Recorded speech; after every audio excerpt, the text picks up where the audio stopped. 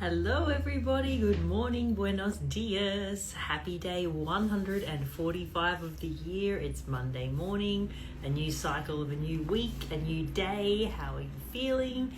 How did you sleep? Hopefully you had a nice restful yin weekend and you're looking forward to another week. As I said, we're on day 145 of the year, and according to 365 Tao by Deng Ming Tao, day 145, our topic for today is views. So grab your book, grab your journal and something to write with. Find a nice quiet and comfy place where you're not going to be disturbed for the next 15 minutes or so while we read together. Take a nice deep breath in with a long exhale out. Be here and now and present. And let's start reading together on day 145 on the subject of views. Red sea through pine lattice. Islands kneel like vessels before headlands. Rain clouds snag on coastal ridges. Yarrow stands spectral in the lighthouse beam. It is difficult to take in the details of a landscape all at once. Our eyes can only focus on one point at a time. We look near, then we look far, we look left, and then we look right. Our view of any one subject, if it is large, is never whole, but is a composite image in our minds. The same is true in regard to our approach to Tao. Tao is continuous, flowing, and changing. But there is no knowing it in a single view. We rely on composite images that we form in ourselves. For a beginner, glimpses of Tao will be random and fleeting. You will stumble on it from time to time, or you'll see it in the brief spaces between events. For the mature practitioner, your composite view comes from training, technique, research, and the experience of self-cultivation. But even after years, it is impossible to take in the totality. There is a way to know Tao directly and completely. It requires the awakening of one's spiritual force.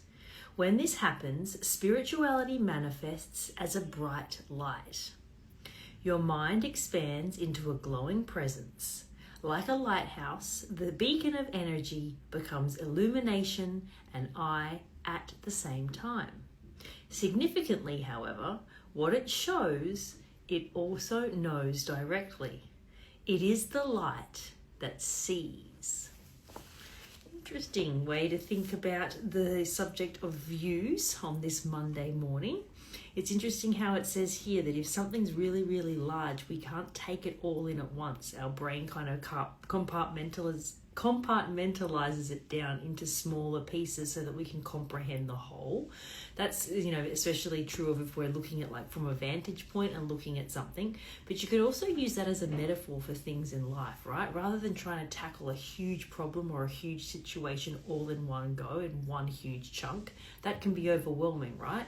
It might be easier to break it down into manageable sections, manageable pieces, rather than trying to tackle the whole thing at once. And I think that's what this passage today is all about. It's about seeing the bigger picture, seeing the whole, but then rather than trying to tackle it all at once, breaking it down into manageable pieces that you can achieve slowly, whether it's daily, weekly, whatever you set out to do, rather than trying to do everything all at once, because that's going to lead to overwhelm. So have a moment to think about that. Is there something that's happening in your life right now that feels really, really big? Are you about to start a huge project and you're a little overwhelmed because you don't know where to start?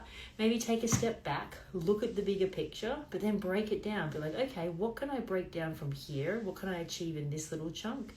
Then what can I achieve in this little chunk? And what can I achieve in this little chunk? And go from there.